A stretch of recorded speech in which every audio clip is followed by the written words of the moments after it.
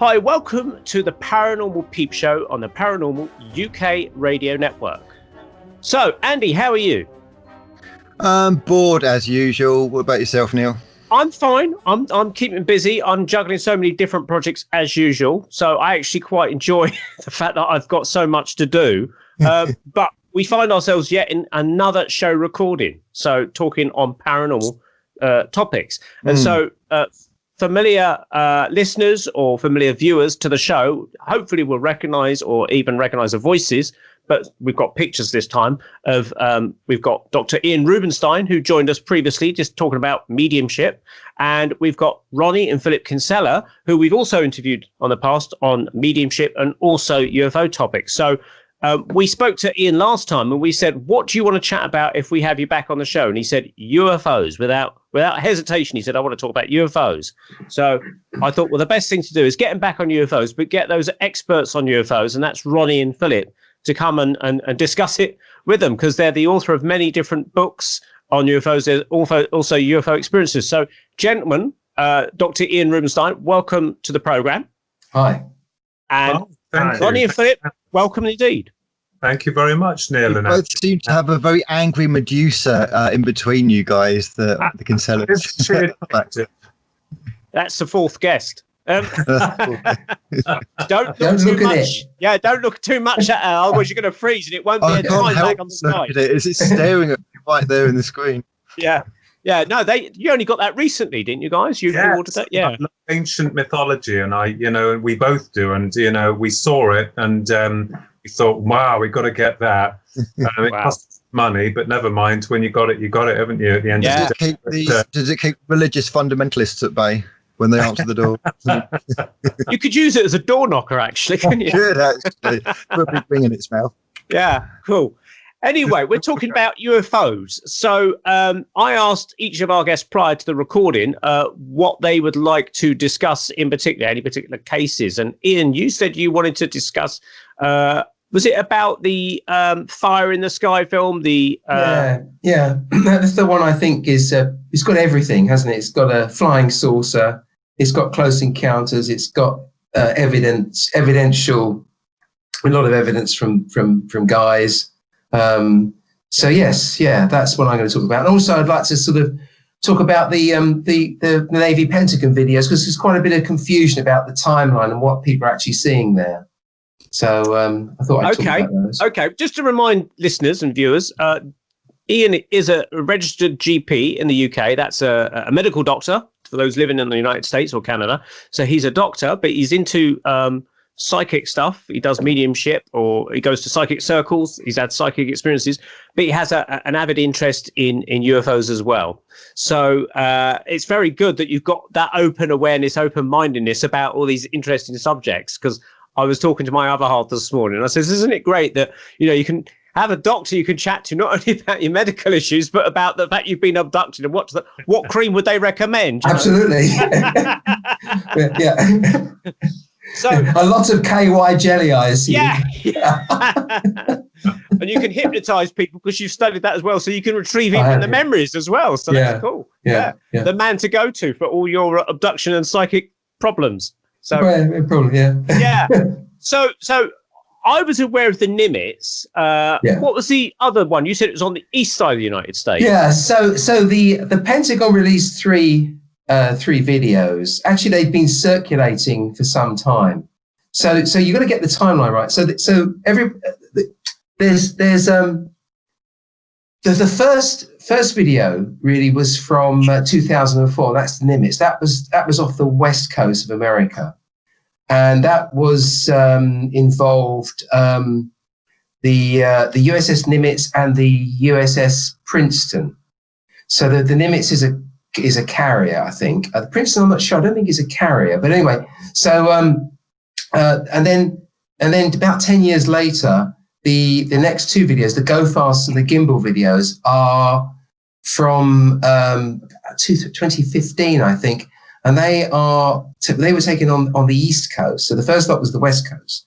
The next lot were the East Coast, off Florida, off Jacksonville, Florida, and they were from the USS Theodore Roosevelt. I think the confusion comes because the second lot of videos, they weren't actually when they were given out, but the Pentagon didn't say where they were from, and I think people had to do a bit of sleuth work. Turned out that the person who Lieutenant Ryan Graves, who was commander of Air Force group called I think the Red Rippers, not an Air Force group, they'd be the Navy, wouldn't they?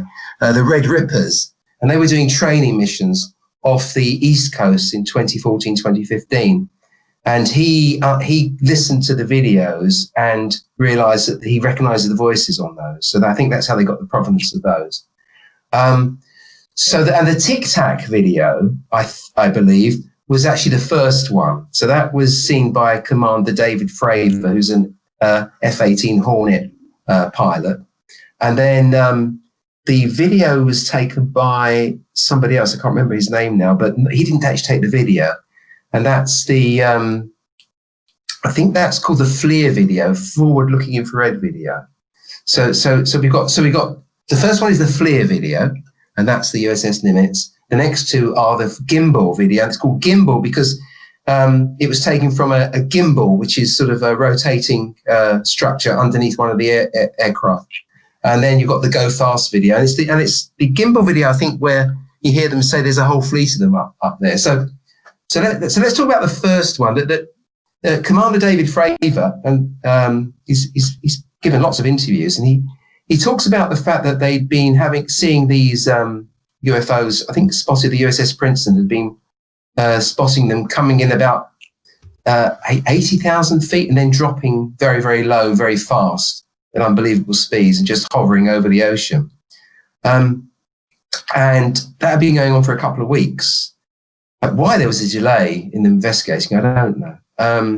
But then David Fravor was sent out to have a look at them, and he saw this thing, and it was, he describes it like a large Tic Tac, about 40 foot long, like the Tic Tac sweets. And it was sort of moving in the air, hovering over the ocean, but it was jittering. And he describes it like a ping pong ball in a glass, moving with that sort of that motion. And it was hovering above the ocean, and there seemed to be something below the ocean, because these are Navy pilots, so they're very good at seeing things under like seamounts. They're very much aware of the nature of the ocean. And he said that when there's a seamount under the sea, the quality of the ocean's surface changes. And he said that this thing was just hovering over there, and then it was sort of move around. He tried to intercept it. And of course, this thing was going like UFOs do at amazing angles, whereas a plane would have to bank. And he tried to sort of go around it and catch up with it, but it would just move and sort of round. He couldn't keep up with it. So he didn't film that one, but I think a couple of days later, the FLIR video was taken by another member of his team. Now, the interesting thing is they have these things called CAP points, which is combat air patrol points, which is where the planes all regroup. And he said that this thing seemed to know where their CAP point was, because it disappeared. And then he got a message saying, "You'll never believe this, but it's at your CAP point," which is closely guarded. So it seemed to know where their CAP point was, which means that it had access to information it shouldn't have done, because this is obviously a closely guarded secret. There's lots of rumors, apparently, that when they got back, the video was confiscated and taken by men in black. But David Fravor says this was just a load of rubbish. Mm-hmm. It didn't happen. But when he got back, he was subject to quite a lot of laughing and joking. They have these films on board ship, which they play on a continuous loop, and they're all about aliens and close encounters and this sort of thing. So you had to put up with a lot of ribbing.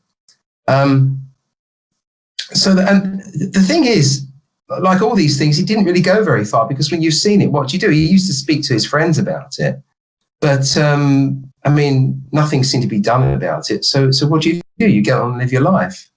Well, the other videos were about 10 years later, and so the Red Rippers were flying off the East Coast doing a training mission, and they started seeing what looked to be boxes within spheres. But these UFOs didn't look anything like the Tic Tac. They were like a sphere with a box inside, with the edges, the angles of the boxes, the corners of the boxes, actually touching the spheres. And at first, they thought they were seeing some sort of secret drones, and they were seeing loads of these. But no one seemed to do anything about it. But what caused the problem is that at one time, one of these UFOs came up in between two aircraft, and it's called split the squadron, which is something which you shouldn't do, and it's a highly dangerous thing to do. So they had to make a report. So things went higher, and then one of the I can't remember what it was, but then they saw a whole fleet of them. The fleet they saw was these standard box type UFOs, but there was one other one which was larger, which was sort of stationary and was rotating and then could move around. And that's the one you see on the gimbal, which looks like a gyroscope, and it could rotate at 90 degrees and flip around. So, and I think these were happening so often, they were taking videos and sharing them amongst themselves. But how they got out, I don't know. What happened subsequent to that is all a bit of a mystery. But anyway, they ended up getting into the public domain. And then they were released drip by drip. I think in 2017, wasn't it December 2017, in the New York Times, Washington Post, Politico. And that's where we are with that. And of course, this all feeds into the To the Stars Academy. There's all sorts of stuff going on. Tom DeLonge, who everybody thought was just mucking around, turned out to be someone who really moved the field forward a lot. Now you've got people like Chris Mellon, who I think was with the DIA. I mean, these are high-ranking people. You hear that you've got politicians. I think Reid, who's a congressman who's very highly thought of, pushing the agenda to try and get these things released. So that's where we are with the videos. And I think probably it's a drip towards disclosure, isn't it? I think even Trump, who you don't like, Ian, is saying that he wants to look further into the UFO question, and the things that he's seen about Area 51, he says are quite interesting, whatever that means. Yeah, well, the thing about Trump is, I mean, he's a bit of a disruptor, isn't he? So if anyone's going to disclose, it'll be him. Yeah, but the other thing, of course, is if Trump, the other way of saying it is because people tend on the whole, he's very polarized. You either love him or hate him, like Marmite. Of course, and he comes out with stuff. If he does disclose, you can then disavow it, can't you? Because of course it's Trump. So it does seem to be a lot of wheels within wheels going on. Because I think there's a lot more going on. Well, there always is, isn't there? But there's a lot more going on with this than we know. I mean, this idea of reclassifying them from UFOs to UAPs is great, isn't it? Because you change the nomenclature, and all of a sudden, this is a new phenomenon. And UFOs, we didn't say they weren't UFOs. They used to say that they weren't investigating UFOs, but they're certainly investigating UAPs, aren't they? So, watch this space go, I guess. Yeah. Philip and Ronnie, were you aware about another one on the East Coast, the spheres in the squares, or did you know about that particular case? No, I wasn't made aware. I'd have to look into that. Most definitely. That's very interesting, because we all, as researchers, all of us share and pass information along the way, and it is up to you to investigate it or look into it further. Definitely. I'll have to, it's quite interesting. It was a Princeton, is that right, Ian?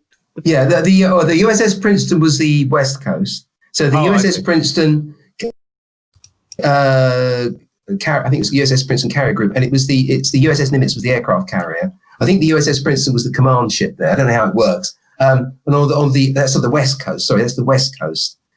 Set off San Diego. The later one is off the East Coast, and that was the USS Theodore Roosevelt. I think one of the confusions is that the Theodore Roosevelt and the Nimitz are both Nimitz-class nuclear aircraft carriers. Right. So I think that can cause quite a bit of a problem. Right. Did they get gun footage? Sorry. I don't know if they're gun cameras. I don't know what they are. I think they have these pods underneath them. So I'm not sure they're gun camera. I mean, it's not like, I mean, I don't know how that works. I don't know the nomenclature, but they got footage off all of them. Yeah. Yeah, it's just I've never, until you mentioned it, I never heard of this one on the East Coast. I always knew of the Nimitz on the California. Ah, okay. Well, no, David Fravor, though, the one never actually, the one who gives a lot of interviews, really interesting guy. He actually didn't take any video. It was done by one of his colleagues afterwards. Right, okay. Because I did see some something on YouTube the other week with one of the kind of pilots that sits at the back of these Tomcat F-16s or whatever they are, a lady pilot, and she was giving her take on the whole thing.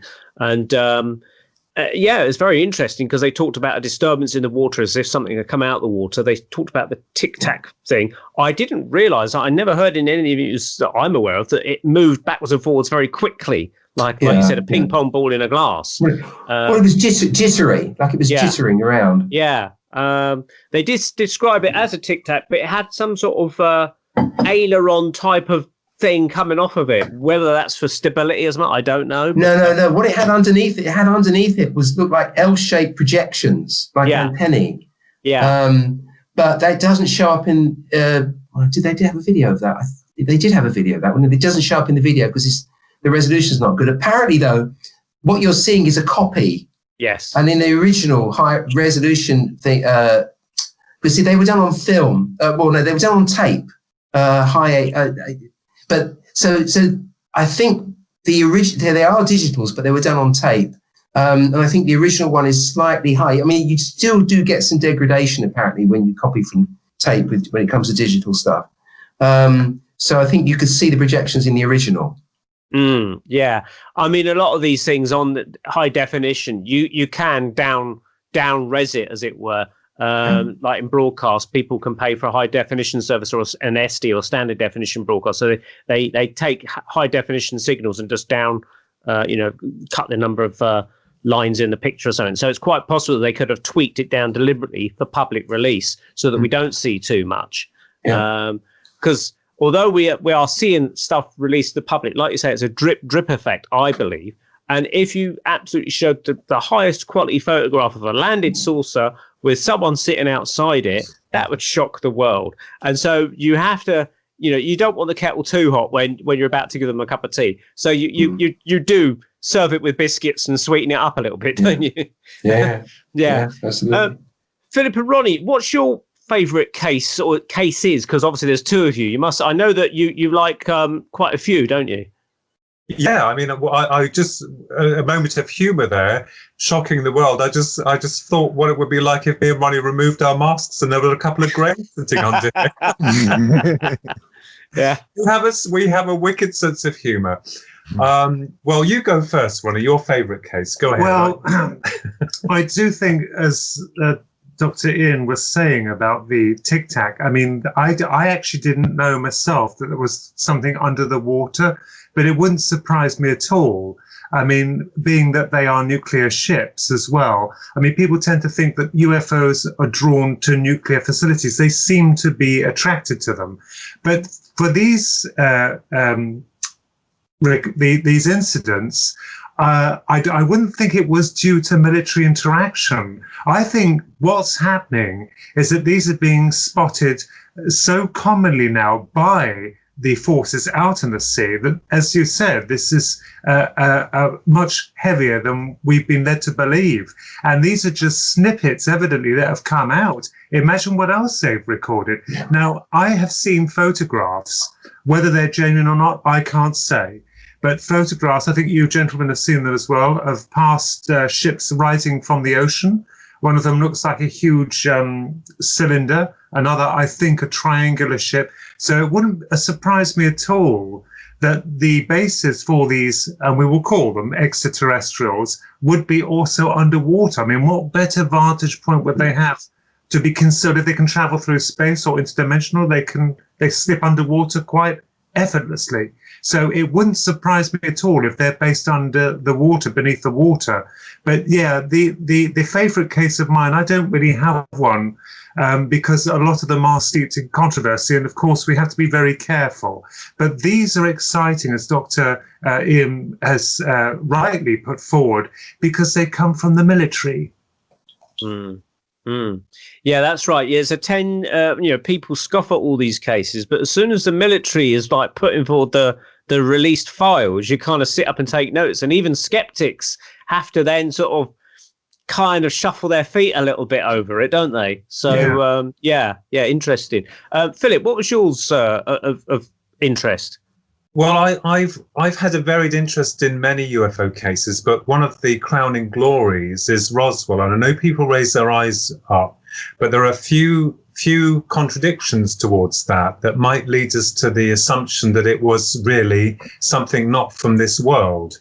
We know the story where in 1947, July of 1947, the date is a little bit wobbly because no one can really account for when the actual craft or the object was discovered. But initially around about the 4th to 5th, maybe 6th of July, an object of unknown origin was, or fragments of that craft were discovered within the Roswell Desert region. And it took all but, God love him, a sheep farmer, Mac Brazel, who had discovered, after hearing an explosion in the air because there was a terrible storm, fragments of this strange material. So strange, in fact, that when he was going out within the desert to try and get his sheep to cross a certain line, the sheep refused to cross it. And he realized that it was all due to this strange material that he described, and many others who were involved in this very sensitive and delicate case. But I've looked at the rawness of it before everyone else got involved years later. The material was very light. It couldn't be burnt. Couldn't be, if you bent it, it didn't make any markings on it. They tried to put sledgehammers to it. It didn't make any difference towards the construction of the material, which is now known as memory metal within certain clandestine military corps, or what we've heard from the research, namely Dr. Irina Scott, who obviously, as you're well aware, she was involved with a lot of, Project Blue Book and the Battelle Institute of Technologies. So going back to the case in hand, he discovered all these fragments and he took them to some friends. He actually rode out to some friends and showed them, and they were quite worried because there had been reports of strange lights in and around the skies of Roswell during the time. And remember, this was not soon the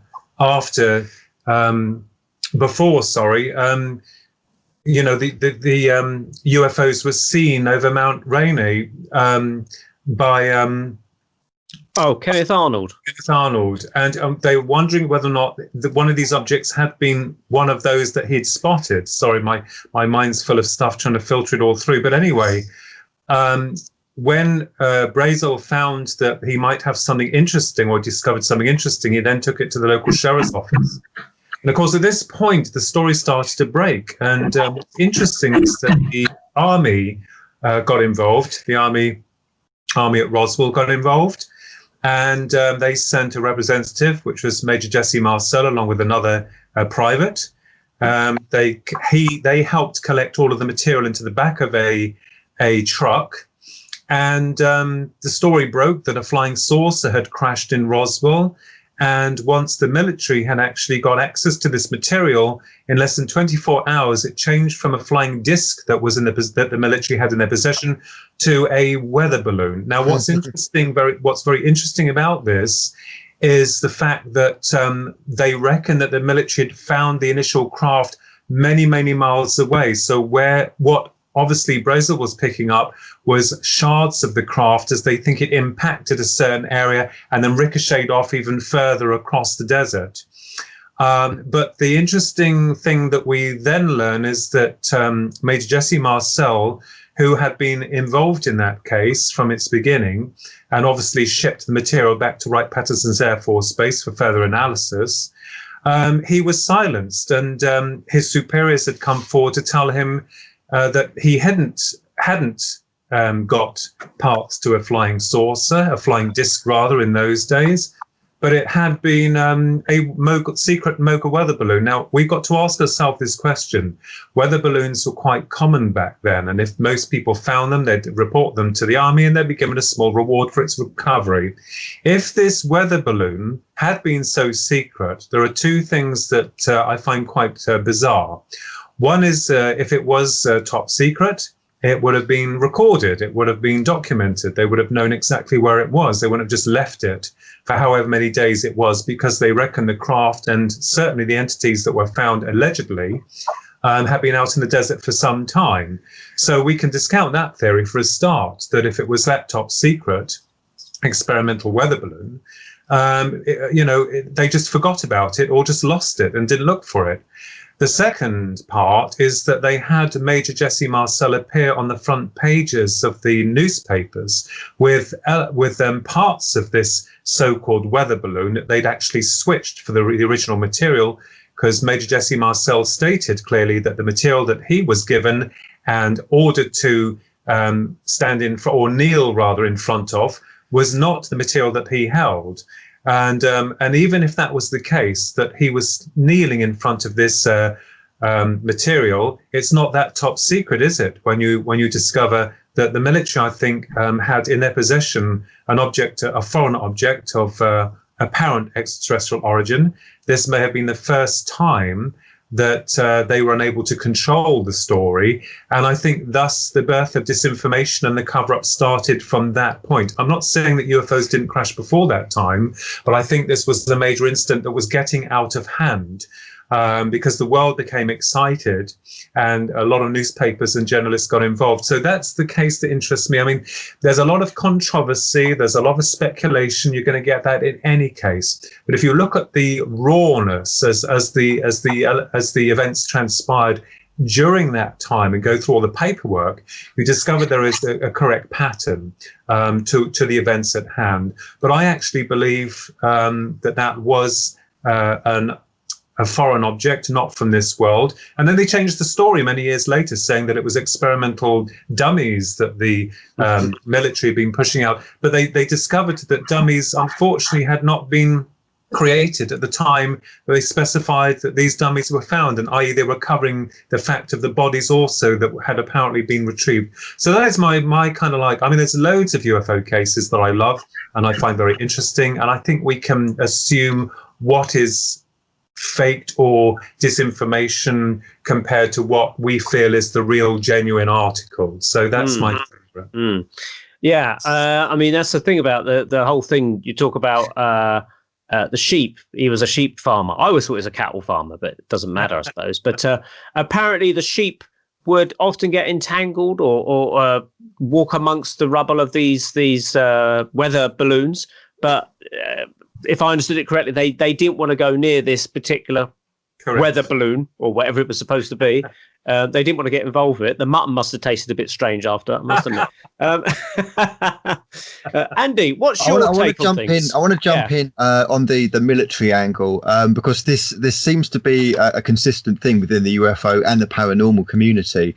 It does seem to be a lot of military people, and I don't know if you guys know, you probably know, Neil, that I play a game called Airsoft, which is like paintball, but it uses like plastic pellets, and I played that a lot in East Anglia, and in East Anglia there's a lot of US Air Force bases. And I made friends. I won't name him because he doesn't know I'm talking about it actually, but I made friends with a guy in the United States Air Force stationed in England. And he posted in mid-October, I'm going to copy and paste this over. The viewers at home will not be able to see this, and I don't want them to. But I'll post this over to Philip and Neil and Ian. So have a look at that. So I'll read out basically what he said. I asked him what he thought about the Rendlesham Forest incident, because where he's stationed apparently is not too far from there, and he actually went on a little excursion, I think, with a couple of his mates, just to see if there was anything there, but he basically saw nothing. And I don't think he was a particular believer. I think he took the view that people are just seeing things and it's mistaken identity and that kind of thing, because I have asked him about this. But this is interesting. Mid-October, he says, so a couple of weeks ago I saw a shadow figure rise out of the floor in the corner of my room, figured I was just sleep deprived, but freaky nonetheless. Today, I shut off the lights in the bathroom and was getting ready to hop into bed. I noticed this blue and white emanating from a crack under the bathroom door, but dismissed it as the light in the bathroom. It was pitch black and my iPhone light was off. Tried to get a recording of it, but when I shoved the camera literally against the crack emitting blue light, it wasn't registering anything. My screen was just black. He says, eventually the slow pulsating light went away. I checked the power outlets in case a plug was emitting that light, but there was nothing. Currently standing in the bathroom trying to figure out what the hell I saw.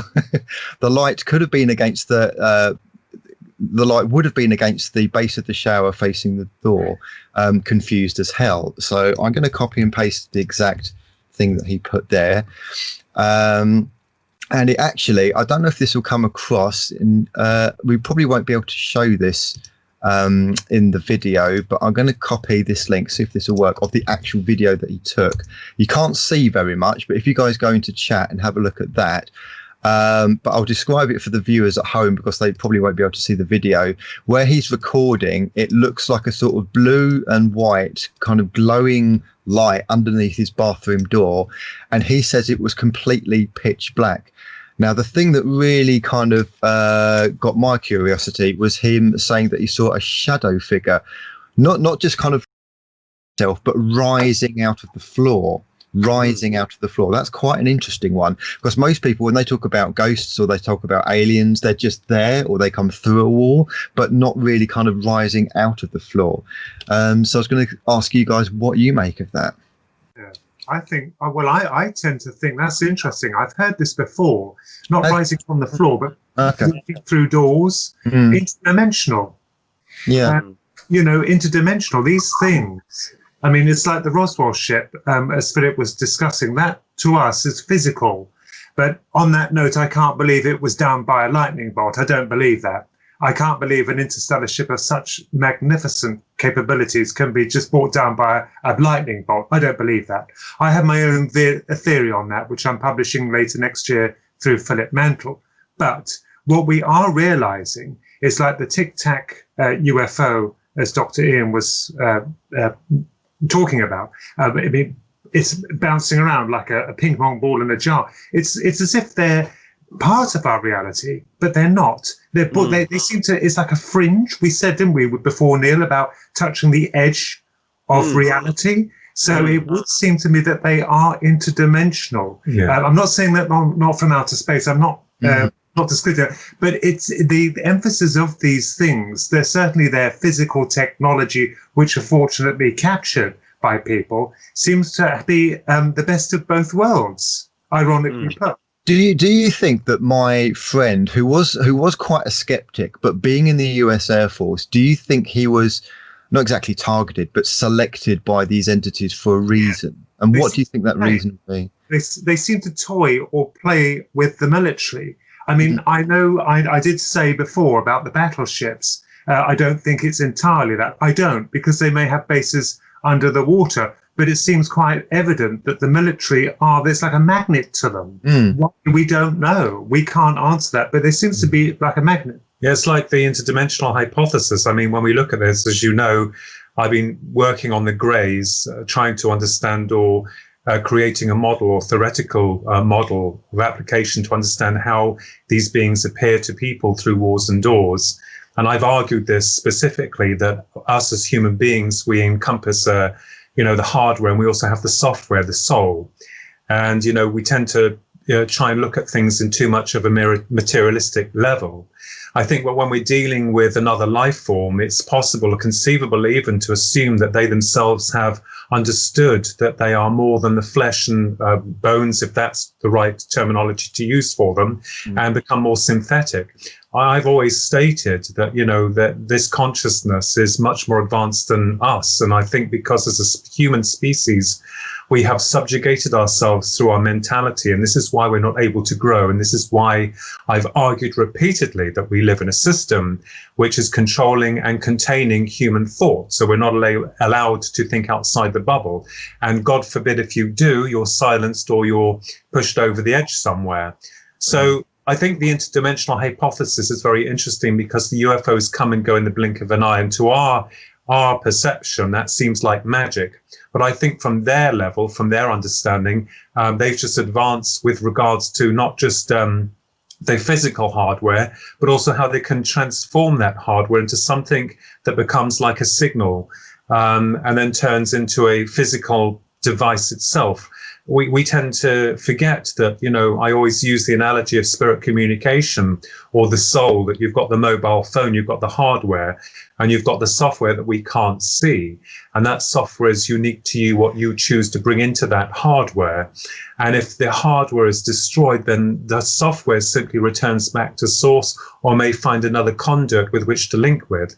And I've argued that perhaps talking about the greys, although not getting to get too complicated with this subject, because it goes on and on and on into the rabbit hole, but they interest me because of the way that they do what they do. So I think it's important for us to see that we're trying to look at it in a physical construct when there could be so much more involved with it. There's no, I won't interrupt.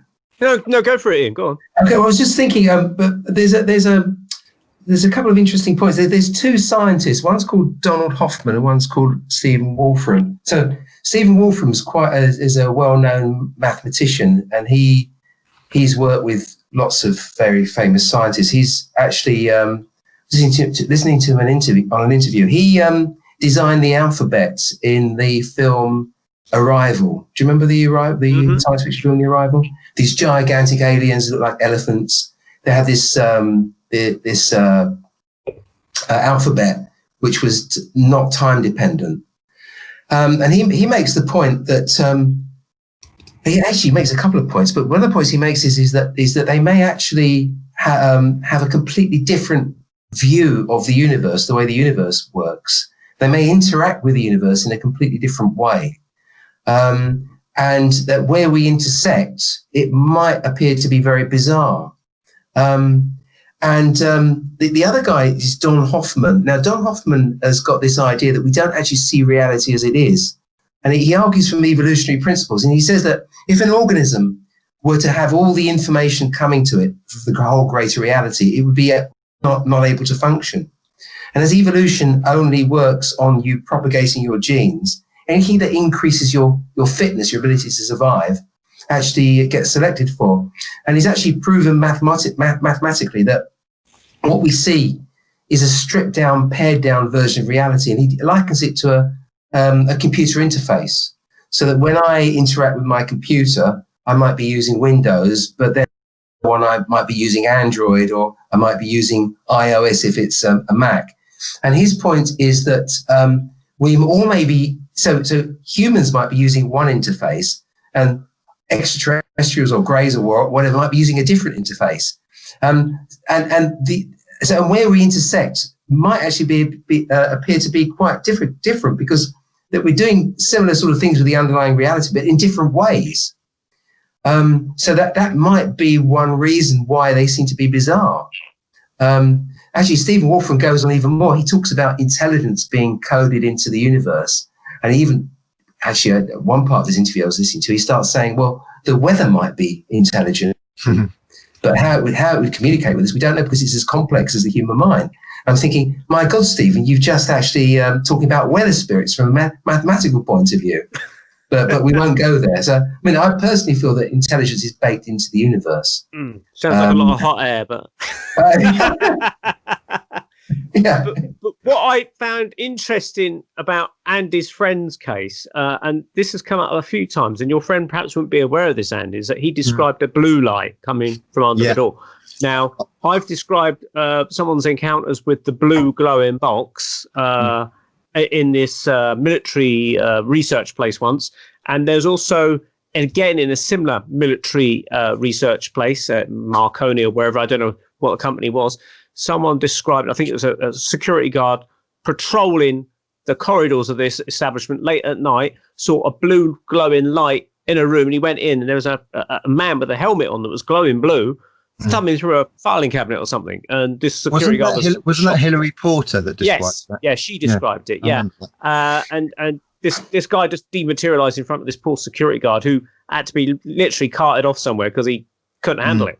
But again, it was this blue light. So there's almost like this, whenever whoever they are, appear in maybe inside houses. I don't know about outside as a UFO, but they seem to material, if it indeed is the same people, they seem to come with this blue light. Whatever that blue light does, it seems to have a reason, whether it helps them manifest or be visible, or I don't know. But there seems to be an intelligence behind the blue light. Why it's got to be a blue light, for some reason, I don't know. But it's just got a point I'll make. I just had a point there. It could be, as Dr. Ian has suggested as well, about the variety of thought. I mean, we have so many different types of aliens reported. We have the Greys, the reptilians, we have the Nordic types. There's so many variants, the mantids. But is it possible that we are not seeing them as they truly are? Is it quite possible that, as the doctor stated, that our consciousness is interpreting it to how we could understand them to be? What I'm saying is they're not solidified. This is not their final look. I have suggested this in my book as well. But it's energy, isn't it? It's energy. It's that they seem to change their faces as swiftly as they change their ships.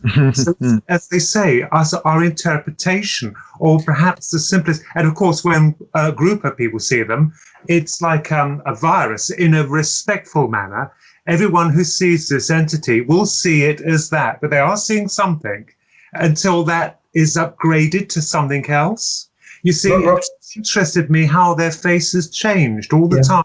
That we have so many variant species, we could be seeing one of the same thing. It's only a suggestion, it's only speculation.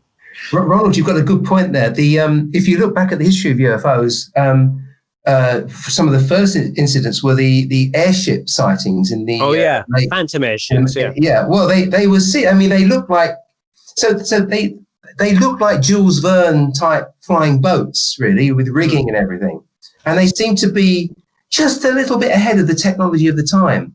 And the occupants looked like ordinary, regular people who claimed that they'd invented this airship, and soon you'd hear about it. Of course, we never did. And before that, you've got the ancient Hindu myths of the Vimanas, which are thought to be the gods. That the Romans saw these fiery shields. So it seems to take on aspects of what you're expecting. And I think I may have mentioned this before when one of you guys interviewed me. I always imagined robins. If you stick a red ping pong ball in a garden with a robin will see that as a robin and start facing off to it. In its bird brain, it actually sees a robin. I mean, who knows what it sees, but it thinks it's a robin. But of course, we can see it's a red ping pong ball. And it could well be that these aliens, it's obvious to them that they're alien. And we look at them, we think, oh, no, you're a pixie or you're a fairy, or, because that's how we perceive it. We just can't see them properly. Neil, did you ever hear the story of when, have you been to High Elms Manor before with their talks there and lectures there? Yeah, a few times. And Kat, who kind of like, I don't know if she owns it or kind of like manages it, but I think she owns it actually.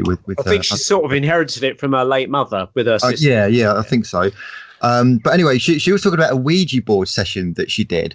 And usually I'm very kind of like anti-Ouija boards, and I think they're a bit dodgy and a little bit kind of on the dark side. But I had heard some positive experiences of it. And she said that she actually had kind of like quite an interesting, quite an informative Ouija board session. She wasn't quite sure in her group who they were talking to, but this was quite poignant. The spirit that came through said that the way that the spirit world views humanity is like how we would view goldfish in a goldfish bowl. And they said that humans are basically living, if you like, in a goldfish bowl. And this is the only reality we know. But they basically said that there's so much more, and there's so much more that we could know or we could see, but we can't because we're in this goldfish bowl, which I thought was really interesting. And I'm sure the Kinsellas would agree that with this control grid and this kind of like this matrix that we're in, we can't really see beyond, our own little goldfish bowl. Yes, I agree there totally. I mean, as I said, the interdimensional connections that people have, you can have a situation where there are 3 people and only 2 could see the UFO or indeed the being that's presented. And I think that the UFO phenomena represents itself on a very individual basis, because a lot of people who have spotted them or experienced them, whether or not it be a UFO or a past loved one, changes them. It alters their perspective of reality. And you know, I can understand how a lot of the public, the general public, the good public, who have been programmed, cannot see beyond the level of their programming, because, you know, thought comes through the brain, and is being recorded from birth till death. And that's why they say that a narrow-minded person is narrow-minded. My idea of that, like all of yours, is that it's because the field of conscious intent has been so squeezed tight that nothing will come through their reality. So I'm not saying about being gullible. I'm saying about, you know, approaching the subject with an open mind. The trouble is with the open-mindedness, as Andy was rightly saying, is that the powers that be on this planet are suppressing what we would like to know. As the UFO subject or the spiritual has been banned in the past, the Ouija boards were banned. You have the UFOs that they constantly lie and lie and lie. They dismiss it. They give us little trinkets, little tiny things that's which are dubious and can be unknowing, that we will argue until we're blue in the face. Yes, the world hasn't helped. So your idea of the goldfish bowl, Andy, is absolutely correct, but that's not our fault. It's the way we're programmed, as Philip stated. It's the way the educational system raises people to just live, work, and die. Yes, that's it. That's pretty much it. Yeah, we can think outside the box, but look what happens with the media. Look what they do to it. They destroy it always. It's like this balloon. They say if someone comes out with something genuine, they fill this wonderful balloon high, and it's you know, it's aliens, it's UFOs. They get a pin and they burst it afterwards. Say it's absolute fake, it's rubbish. So yes, we are in a prison, and I believe this is not. This has been suggested before, a psychological prison. I think also that, you know, our understanding of this reality, the system needs to be questioned, because it's been controlled for, you know, hundreds of thousands of years. Human thought's been suppressed. But what people have to understand is that when we pass to the other side, we are not human. We are taking on a human experience within this field of vibration. Although the loved ones will come forward as we remembered them, we have to understand that we are not human. There are many other dimensions of reality. And this is something that is, I mean, we're still in medieval times. Most people believe that this is the only planet that has life on it, in the middle of this vast, amazing universe that we can't even begin to understand. And it is incredible. And I understand what Ian's saying, most definitely, as we all understand. You know, we may be programmed to see some kind of holographic construct, rather like a computer program. You have computer programmers who create games, and then we come onto the platform and we can go left or right, and this will happen. Unfortunately, with computer games, you can restart them. But in this life, we can't go back and restart our lives. Reincarnation. My favourite film is The Adjustment Bureau. Oh yes, I love that. I love that. That's Going back to the thing about perceptions and how we perceive things, have you guys noticed that within the realm of paranormal, colours seem to be important? So, for instance, we're talking about the blue light that is very associated with kind of ETs and that kind of thing. White light seems to be kind of like symbolic of spirits, human spirits, or kind of like, you know, ghosts, if you like. And then when we get onto red lights or red eyes, we're talking about the demonic realms and kind of like the evil. And it seems to be kind of like blue, white, you know, red, and then gold and silver seems to be kind of like angelic. You know, you think about angels, or you think about the Nordics, the Nordic beings, golden light and that kind of thing. It's interesting, and it doesn't change between different people. So if people encounter demonic beings, it is usually red. It's not kind of like, it's not gold and it's not pink. It is usually red. You're not having some people saying, oh well, I saw this and it's violet, and I saw this demon dog and it was kind of like a nice kind of silver coloured. It is always red. So it is almost like we are perceiving the kind of like an energy field that is showing itself in a certain colour to denote a certain kind of feeling with it. Could be frequencies. It's one of the things I'm fascinated by, which I don't know, so I've probably mentioned this before, is that the Nordic aliens always seem to be dressed in blue coloured suits. That's interesting. So that's another interesting observation. Yeah, it must be a problem when they go to wash their space outfits, Don't mix the colours. Yeah, so they standardised on blue. So yeah, I think the colours as well as mediums. You see these lights around. Sometimes the clients or the people I'm reading for, and I am colourblind, but I know my basic primary colours. I know what gold is and silver and blue. And these are the lights very gently that just turn up randomly. And I never know if it's the person that's communicating with the individual. When I see them, I report them even on my own. What's interesting is UFOs come through in lights, but on a much stronger level of content. And basically, I'm sure that the UFOs are separate from those that we consider to be what we call in the spirit world. But we do know that light carries information, that light is the carrier of information. It carries information within it. And I've always wondered what the different colors mean, because I've always wondered, I don't get a red. They're normally white and they're blue or like a gold or a silver color. But I do understand, Andy, where you're coming from, that a lot of reports from people are, and you get like, Skinwalker Ranch in America. We've been looking at that, focusing on the research of that. And also in Bempton with Paul Sinclair, who's researching all his, evidence of the paranormal down there. They see these red lights, and normally these red lights do indicate quite a lot of negativity or a bad feeling that accompanies them. And I know on Skinwalker Ranch in America is that most of the witnesses who have seen these red lights are absolutely fearful of them. These lights are able to distort the reality, or there's obviously an opening or some type of portal or some intelligence behind the lights that just wants to, make itself known as some kind of negative energy. I'm not saying that all UFOs and paranormal experiences are negative. They're not. But a vast majority of them are, and they're reported. It does strike me, suggesting Skinwalker Ranch and as the military, like your chap, your friend, Andy, they are toying with them. This is toying with them. And I do believe the Skinwalker Ranch, a lot of the cases, I do believe them, because they're honourable men looking for answers. It's toying with them. This thing seems to be based on fear, and not all the time, but it's always fear. And of course, this would not signify another planet. It would signify interdimensional tampering.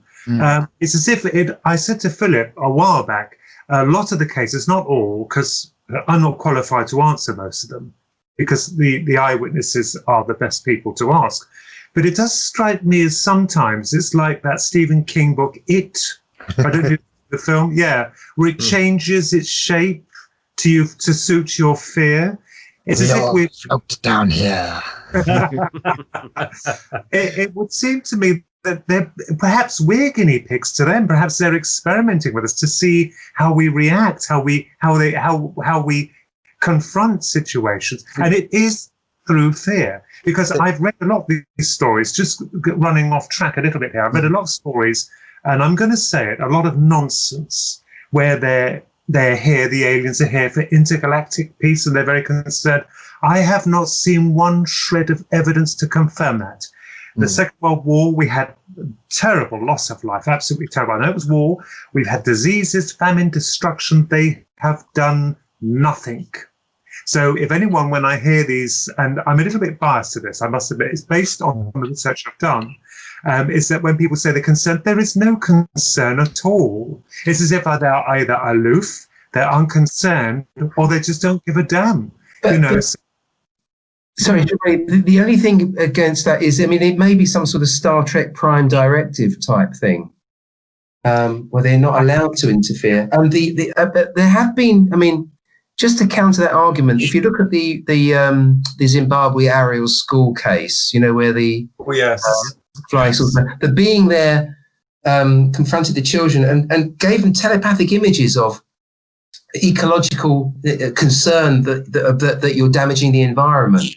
And a lot of the time, these images of telepathic communication have been about, from the very beginning, have been about, be careful, you're destroying the environment. It's almost as if they're trying to warn us, but they're not allowed to interfere. Maybe it's because it would interfere with our free will.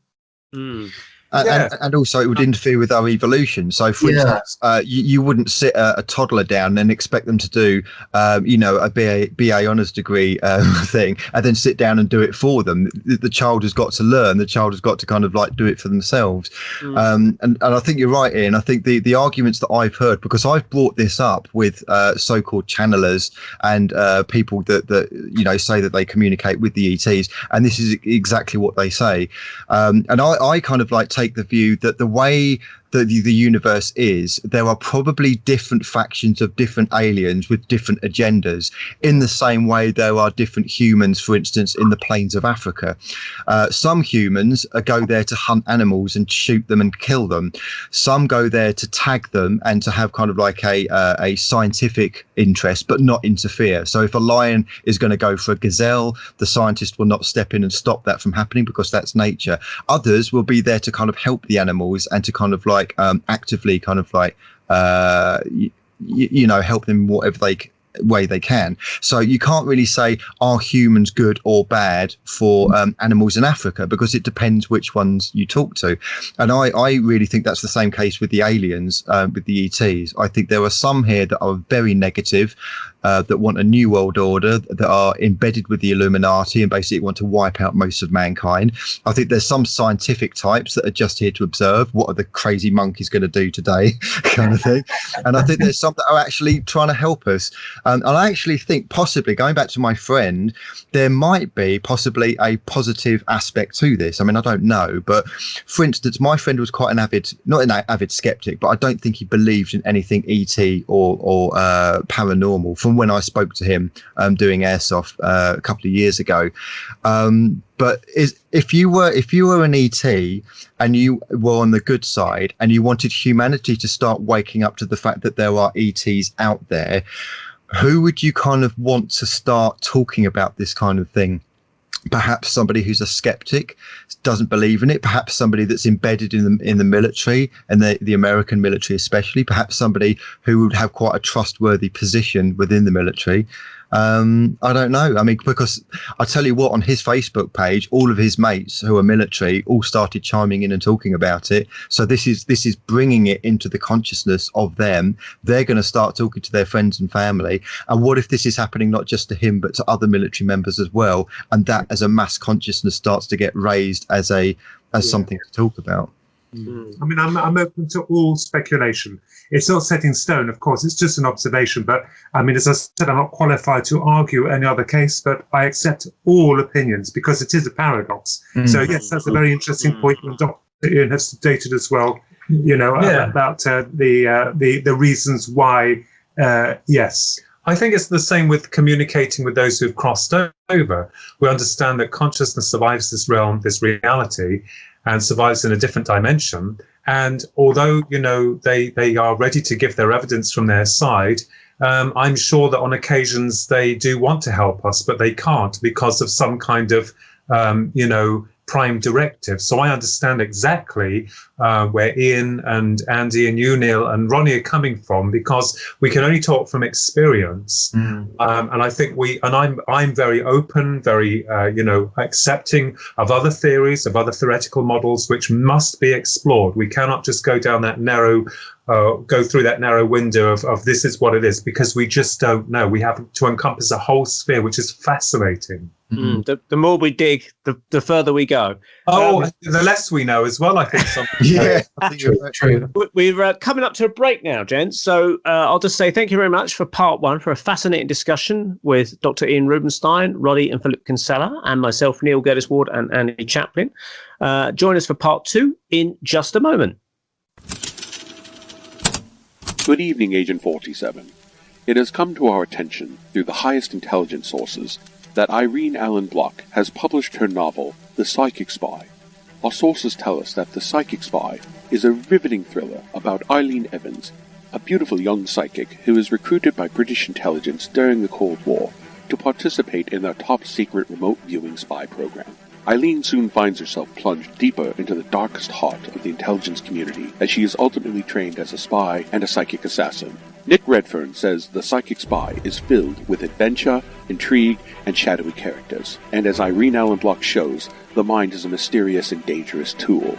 Your mission, should you choose to accept it, is to immediately purchase a copy of The Psychic Spy by Irene Allen Block, available on Amazon, Barnes & Noble, and Glanatai.com.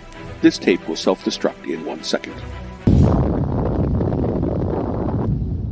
Hi folks, welcome back to part 2 with myself, Andy Chaplin, Neil Geddes Ward, Dr Ian Rubenstein, and the Kinsella Cray twins, the psychic craze, as I'm sure they won't mind me saying.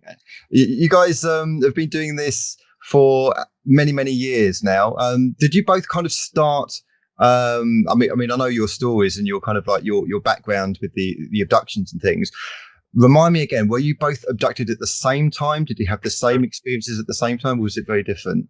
No, I can only recall one that happened in 1989, the winter of 1989. The UFOs, well, obviously, thank goodness they were filmed in 2016. That's in the upcoming book that's coming out, along with other cases, interesting cases.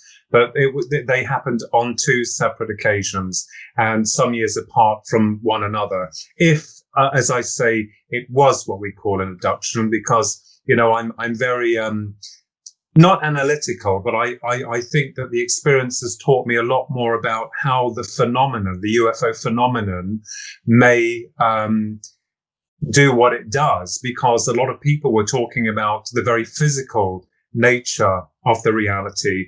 And yet I had gone through one part that was physical and another part that was non-physical. And that was back in the winter of 1989. So going back to what you all stated earlier, and Ian and Neil, Andy, was that this opened up a new paradigm of thought of how these other intelligences may be able to infiltrate our plane of reality, and not the version that we've been sold, i.e. like aliens coming in a ship and landing and reaching out their hand to say we've made contact. It's a very different experience in that level. But in answer to your question, there were 2 separate experiences. Mine had been very negative, and Ronnie?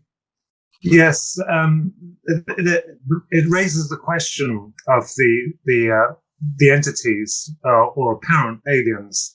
From what I saw, was very different, and I would say mine was negative as well. Especially what they showed me at the end, a parting gift, as you know, Andy, yourself and Neil very well, the Cheshire Cat, and it's conjured. He was conjured for a reason. It took me 34 years. This hologram, I knew it was a hologram, very smart hologram, in 1982. It was conjured for a reason. And it took me 35 years to finally decipher what exactly that meant. Basically, they tried to make me forget it. So when people talk about being given amnesia, people don't forget. They can't.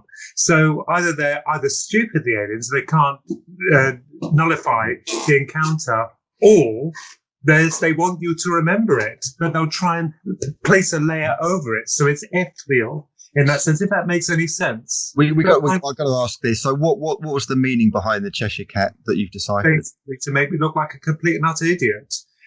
When I had seen these things, I called the doctors. They weren't the Greys. I didn't understand. I didn't know about UFOs, and I didn't know really aliens. I wasn't interested. I was 13. We saw the orb with Grandma. Yes, and it's funny how you try and push that aside. But I would call them the doctors. They were heavily masked. They were uniformed. They were like very heavily masked, disguised in type of radiation outfits, but they looked like gas masks are wearing. They were concealed, but they weren't nasty. They weren't unkind, but it was horrific. Because I wept in front of them. I mean, they were very authoritative, and it was coherent the way it worked, not in the way people would imagine. It was quite frightening. But the Cheshire Cat, when I was placed back down on the bed, when I came through the roof, dropping from this thing in the sky, he was conjured and he looked like an absolute, as I stated, a nightmare. He puts the interpretation of Lewis Carroll's Cheshire Cat to shame, because this was an utter horror, a horror. And I realized that if I go and see a psychologist afterwards and say I saw the Cheshire Cat, he'll say, oh yeah, you're just getting confused with Alice in Wonderland. This is you've gone down the rabbit hole. It's very smart, but it didn't work. I think that was their undoing. In the end, I think that was their undoing. And I've only seen them once. That was then. I don't want you to see them again. It was in 1982. Do you think these masked people were they humans or were they greys? Oh, I could not, Andy. I couldn't answer that. I'm afraid. Hang on. I thought I'd turn that on. They were just concealed and being an authority, and they were frightening. But they didn't. I must reiterate, they didn't enforce the fear on me. It's a situation you're in where you're paralyzed to a degree, and you're in their power, and they are over you. They were, as I said, they were kind, but they were forceful. Documented all this anyway. So they weren't connected with Philip's previous experience of the little man. No, this was in 1982. I was 13, so it's and I've never seen them again. And I go back again and again to question my sanity. I go back to question, and it did happen. It did happen. It wasn't a dream, or it wasn't a sleep paralysis. It wasn't an illusion. It actually happened. And this was the nasty thing. This was the nasty thing. Whatever did it knew that I would never talk about it. Or if I did, I would be mocked, as people usually are. So what you do best when you're 13, you keep it quiet. I only first released that incident in a book I had published by Capital Ban called Twin Souls. That was the very first time I'd ever spoken about it. And that was 2012. So because it was so bizarre, but it had to come out. I've picked a time many years later to document this, to actually let people know that these things do happen, albeit you can't understand what they are. I didn't understand what they were. And Philip, you actually went to your own GP, didn't you? Because you thought you had something like an implant or something that you had to be looked at, or was it your ear or something? Or yes, the right ear, because I had problems. I'm not going to go into the actual events that happened. I suffered on some of the national television programs many years ago, and I realised what a fool I had been, being naive and thinking that people would understand through what they call the abduction or the procedure that was carried out. Which people laugh and joke, but I can assure anyone that when you find yourself in that situation, it's anything but pleasant. However, was it negative? Well, I've changed. A lot of things changed for me. And, maybe from their perspective, the way that they, like doctors, it's going to hurt. But in the long term, it's going to lead to more recovery. Now, I did have something in my right ear. I had continuous nosebleeds to the right nostril. Obviously, I felt it difficult to walk. I had 3 triangular red marks that my brother tried to record. Do you remember the old instant Kodak cameras? Mm-hmm. There were 3 triangular marks behind my right ear that were very prominent, but it would not turn up in the picture. Mm-hmm. And I have 3 small dots on my right arm. And I had this problem with my right ear for many years, and I didn't really think much of it until it was really starting to cause a problem. So I went to the GP on several occasions, and it was on the last occasion that really shocked me. And Ian, being a medical doctor, probably would understand. But I went for them to have a look in the ear, and the doctor had a look, and she used the device to have another look. And then she called another doctor down to have a look. And as the other doctor was having a look, she was saying it looks like it's still healing, and it has a crystalline structure to it. Well, what is very bizarre was that they had left it at that. They had literally left it at that. There was nothing that was prescribed. There was no offer to send me to hospital to let an ear specialist have a look in the ear. And when the doctor looked at me, she said to me, just out of the blue, "Have you been abducted by aliens?" I always joke and say that I went back to the car far worse than I went to it. But on one occasion, I'm not saying that this is an implant, but I did feel it move. Whatever it was, it actually physically moved further back in my ear.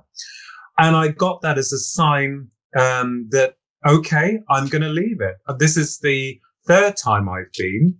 And on each occasion, it's almost like it's been left. And I have heard that when people have had what they call a chip removed, they call it the chip, the probe, whatever you want to call it, sometimes in the nose cavity, the ear cavity, even in the leg or arms, covered in a piece of tissue so it's not rejected, but the body doesn't reject it, and to conceal it, is that when it's had been removed, they feel empty. So I think to myself, well, no, I still want my barcode in, just in case it's a direct link to those guys. So is it a probe? Is it a device? I have no idea, but a part of me says yes, because it matches the description of many other people. And then you get people coming out saying, prove it, and all this. And I think, well, it's okay, because you stand in the firing line for experiences, and then you get shot down. But it's okay, because, the only person that benefits from this is me, because I've seen them. They've been in my company. I've been in their company, not nice company, but I think I've learned and grown by this experience. And another brilliant researcher, Pierre Sabac, has been working with me and found some parallels towards what happened in 1989 that is quite shocking, that I completely missed. Wow. So, Ian, as a doctor, you just heard Philip's own experience with his own GP. What would you think if someone came into you with something like that? Or what's your thoughts on that? I wouldn't know what to think, to be honest. I mean, you would wonder, wouldn't you? I'm amazed that your GP asked you that question. Have you been abducted by aliens? It makes you wonder if the implant was extending his influence outwards. Interesting. I think, though, if I saw something that I didn't know was in someone's ear, I would be inclined to refer you to an ENT surgeon, but I don't know.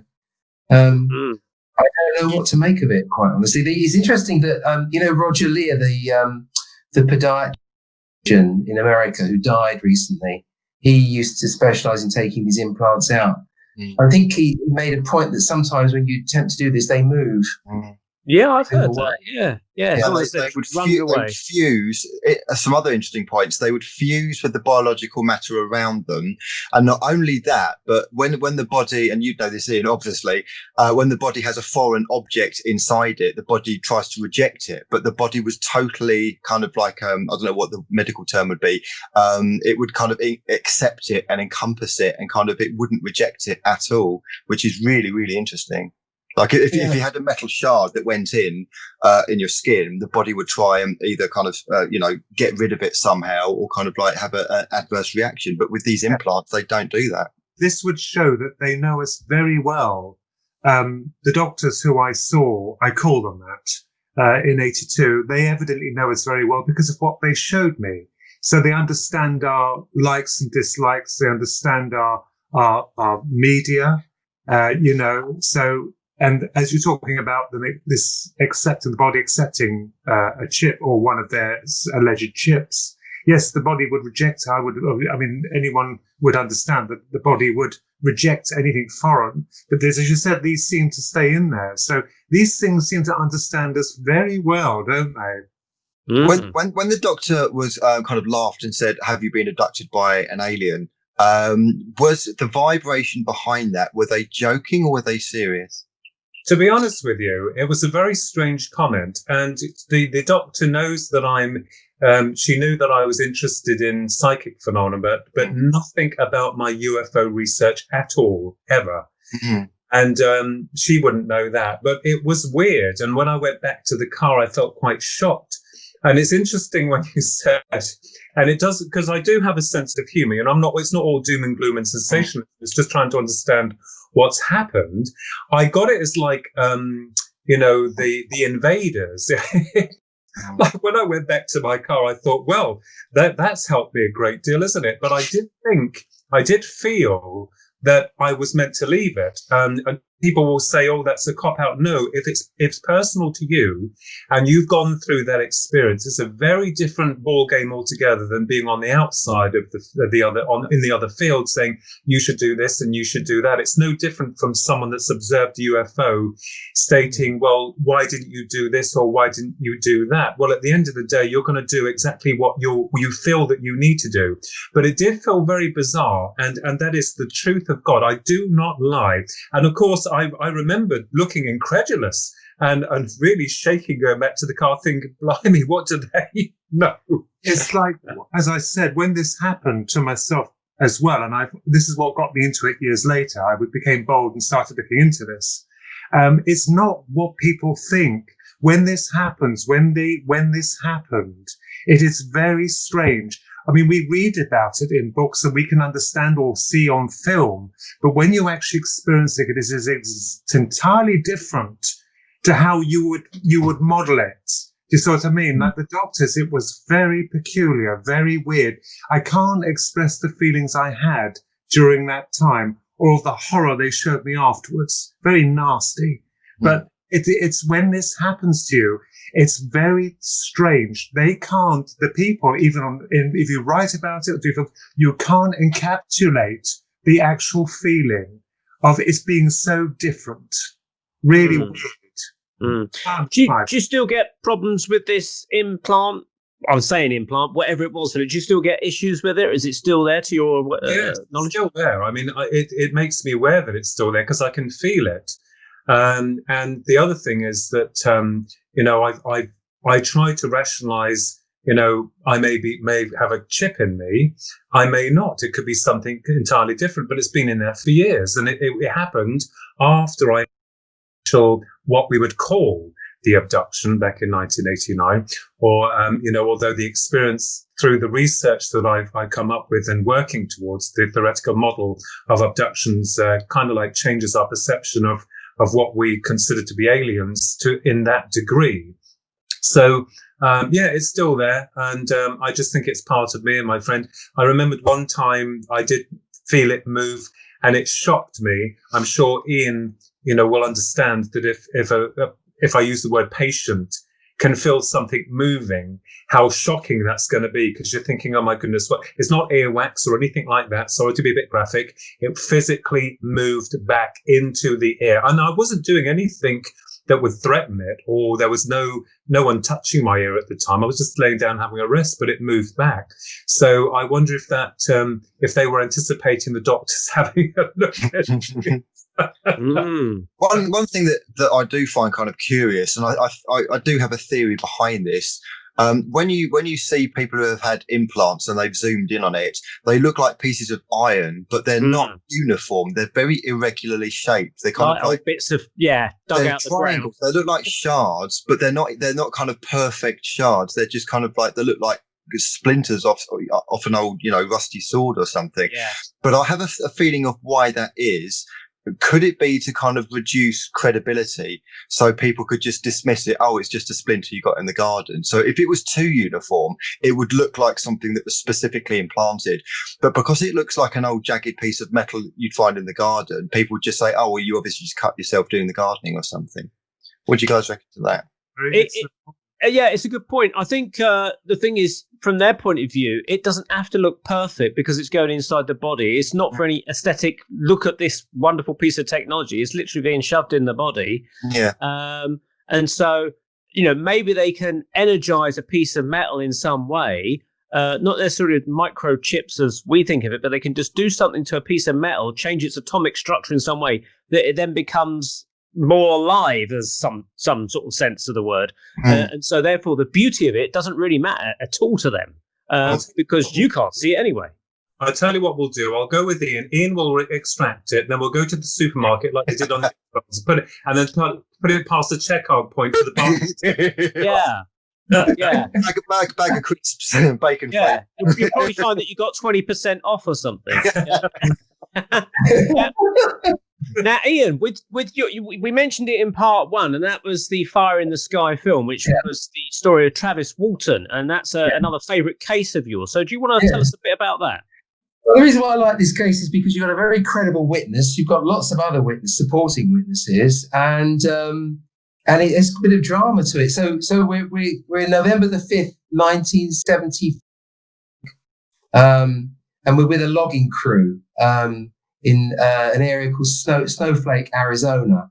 So people think of Arizona as being quite a desert place, don't they? But actually, it's got some areas of pine forest, ponderosa pine. which are quite prone to the resin. They're quite prone to burning. So these guys were forest management crew, and they were always on the lookout for forest fires and things like that. And they were out one evening, and I think what they were doing was moving logs around to act as fire breaks, this sort of thing. And there were a crew of 7, of which Travis Walton was one of them. He wasn't the leader. There was another guy. And they saw this, what they thought was a fire in the sky, which they thought may have been a tree burning. So they headed towards it. And what they actually saw was a classic large flying saucer, your domed classic flying saucer, slightly tipped down in a clearing, glowing, very, very fiery glow. And they were just, they're in their truck and they just stood there open mouthed. And Travis Walton was quite young at the time. He'd have been in his sort of early 20s. And he, for some reason, he got the urge to go outside and sort of just go up to it. Everybody else said, "What are you doing?" But he just ran out. And he crouched down behind a stone, I think it was. But as he stood up, he got hit by this bolt of lightning that seemed to come out of the object and got knocked backwards, thrown backwards. And his friends thought basically that the flying saucer shot a death ray at him. And they just drove off in an absolute blind panic. And they got some way away before they suddenly calmed down and realized that they'd actually left one of their fellows out there in the wild. So they went back. And when they got back there, they couldn't find anything. I mean, they got back to the area. Travis wasn't there.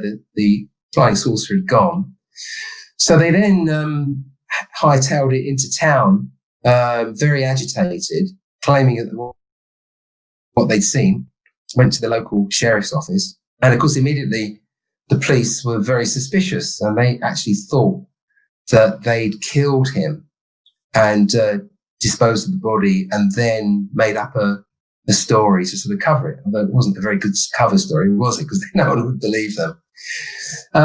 So I don't know whether they arrested the men, but they certainly interviewed the men, and they actually got them to take lie detectors. And all of them passed, but for one, and who got an equivocal result because he was very nervous. So that was interesting. And there was lots of in the newspapers. And after 5 days, all of a sudden, I think Travis Walton's brother-in-law gets a call from this rather confused Travis Walton saying, "Can you pick me up in this phone box just outside town?" I'm not sure if he was naked. I think he didn't have clothes with him. But anyway, so they picked him up. And so Travis claimed that after he'd been hit by this bolt of lightning, that he woke up in a weird room that was quite dark.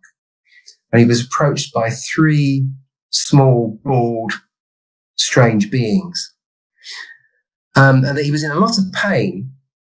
But he reached over and picked up something. I'm not sure what it was, some long object, and started, because Travis is quite a tall guy, so much taller than these beings, and started waving this thing around the room because he was quite frightened. And the beings just backed off and disappeared. He then said that he went outside through this doorway and found himself in a sort of curving corridor. He walked along this corridor and he entered a room, which he then claims that in the room, the walls had disappeared and that he could see stars. But then was approached by a human-looking guy who wore, but he was wearing what looked to be a helmet. I'm not sure whether he had a spacesuit. It appeared to be a transparent glass helmet, and he was beckoned to follow him outside. And he found that he walked through this door, and he was in what seemed to be a large hangar, where there were quite a few odd-looking craft similar to the ones that he'd seen. It was enclosed, but he wasn't sure where it was. And he was encouraged to lie down on a bed, like an examination bed. And then someone put a mask over his face. And then the next thing he knew, he woke up near this phone box. And he hadn't even realized that 5 days had passed. He actually, when he got back, someone had pointed out that he actually had a 5-day beard growth on him. So yes, that was the story, and I think it's absolutely fascinating. Travis, interestingly enough, said that he feels that in some way, so what happened? Travis, over the years, has matured into. I mean, he was quite a callow youth at the time, but actually comes across as a very thoughtful, intelligent speaker now. And he says that over the years, his feeling about what happened has changed, and he actually thinks that what happened was that he was a bit stupid, but he got too close to whatever this field was around this spacecraft, and that they hadn't shot anything at it, but he'd attracted some form of static discharge that actually had killed him, and that they had resuscitated him and repaired him. And if you look at him, he doesn't look his age. And he says that since that day, he's never really had a day's illness. And he says, if anything, he feels that whatever they did to him, they not only did they repair him, but they put him back together a bit better. And so he now goes out on the circuit, and he's quite happy to talk about this. And there are a couple of the other guys. I mean, the youngest guy was quite a kid at the time. There's also now obviously much older, and he's now come out talking about this as well. So there's a lot of people who were involved in it. So you've got everything. You've got the flying saucer. You've got the little aliens. 3, remember, always three little guys. You've got the human-looking so-called alien. You've got missing time. You've got witnesses. I mean, that's a very, very good case.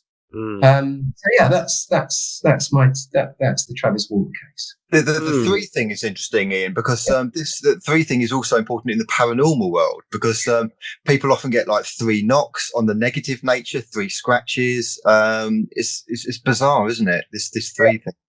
And in the Pascagoula case, which is I don't know if you've heard of the Pascagoula case. I've heard of it. So I mean, I think that was about 1973, a couple of years before, maybe. Mm-hmm. That was it. Parker and I can't remember the other guy, but there were Parker 2. And Charles Hickson. Thank you. Yeah. So Charles Hickson was the older guy, and Calvin was the younger guy, and they were out night fishing, and then they saw this sort of dome-shaped object with a light, and then out of it came 3 very strange-looking humanoid figures, but with spikes.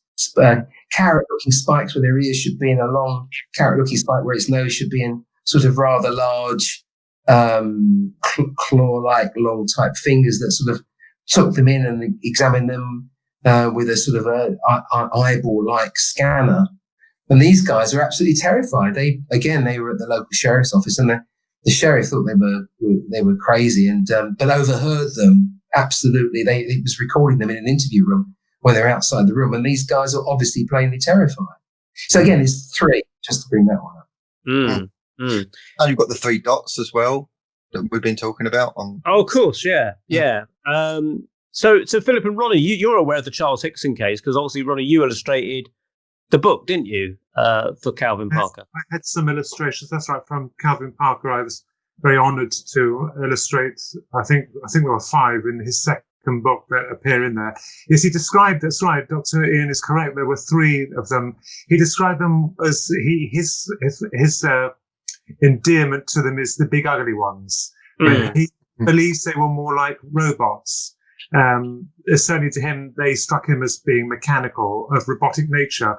The being he saw inside the ship, Calvin, Charles had the electronic eye observing him, which is right. He had the eye examining him. But Calvin was introduced to this woman, but he doesn't believe she was a woman in that sense. She was something quite different. But yes, certainly the robots were quite brutal, actually. There's also evidence to suggest that they were spiked prior to entering the ship. There was a needle of some type used to sedate them.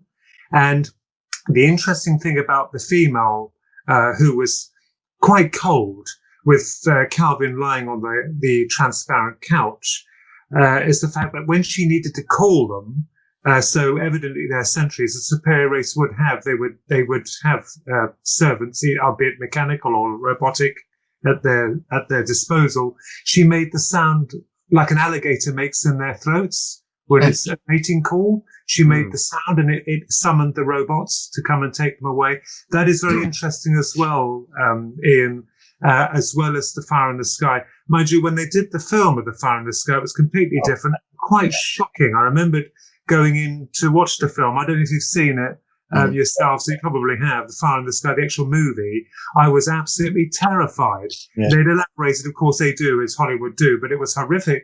I did feel sorry for Travis Walton watching that, but then we have to realise that Hollywood does exaggerate certain details or change them. I remember this idea of a sort of thin film over his face, and he just looks like it's just bonkers. Yeah. So I met Travis Walton in Arizona when I went to the UFO conference some years ago, and he was a lovely man. He signed a book to me, so he put a really nice message in there. I sat out one night with him at the conference, and he was sitting there, and he's a man who's a very deep thinker, and he did tell me of another experience that he had, not so much as an abduction, but another sighting of a triangular UFO. With some buddies in a car. So you're correct, Ian. He's very mellow. He's very cool, and he thinks very calmly. But you can tell when you meet him that he's a man still in shock. I don't care what anyone says. It's like he's lived with this his whole life, and you can tell that when you speak to him or you talk to him that. And I have a picture of me and him somewhere. Which was lovely because I remembered going up to him and saying, "Oh my God, Travis!" And he had his mate there, and his mate said, "Yeah, Travis." And I said, "Travis Walton?" And he said, "Yeah." His mate says, "Travis Walton, you want to touch him to see if he's real?" I went over and I touched him, and then he shook my hand, and then he was so. And of course, he was at the conference, and he was a lovely guy, but you can see and you can tell. I'm not talking about the trauma that he's gone through, but you can realize when you speak to him, he is a man that's carried this on his shoulders all his life. Do you think his health improved after the UFO thing because the ETs might have had like a karmic guilt thing? Maybe they thought, well, this has happened. We're kind of responsible because we're here. So let's kind of like readjust the karma of it. I think that's interesting. I think it's if you hit an animal, you're driving along and you hit an animal, say, you think, oh, well, most people think, oh, is it dead? No, it's still alive. Let's take it to the vet. So maybe something like that, Yeah. He got the bill later, though, I think. So did Travis Walton give any thought or indication, or was he given an indication by whoever took him, that they were for a particular place, like a star system or another reality? He was never given any indication about that? No. He was very placid, very calm, and but he was very, very deep. And Ian will know, as well as both of you and Ronnie, Neil and Andy, that when you have an experience, it changes you. And you're not concerned about the negativity or the attacks or the verbal abuse or the media abuse that you get. I mean, it changes you as an individual, and it changes your perception of reality. And I do concur with Ian, definitely. I heard this before, that he perhaps, as we all can make mistakes through our own interpretation of what happens to us, I do believe that he was mistakenly killed, and they had resuscitated and they brought him back. And that's something that kind of like makes sense now, because of the way that he is to this day. So he's a good guy, a good bloke, and, but he's very, very deep. But he never gave any indication other than what had happened to him. And of course, several other things that he told me, during the conference, but after the conference at night, because he was playing a guitar and it's like miles away. So he's very cool. Excellent.